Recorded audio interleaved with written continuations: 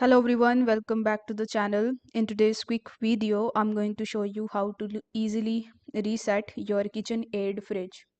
So in order to reset it, you just have to simply press and hold the lock and measured fill keys at the same time for 3 seconds and your fridge is going to be reset.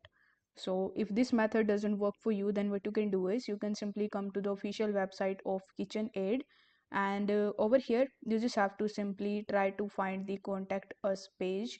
So you just have to simply scroll down on this page, and here you will see the contact us option. So you need to click on it, and they have given you the mobile number as well as their email address, so you can choose any of the methods. But in my opinion, the best method is to directly call them. So you can just call them and ask them for further assistance, and you can even ask them for the best method of reset. So if you found this video helpful, don't forget to like the video and subscribe to the channel. Thank you so much for watching.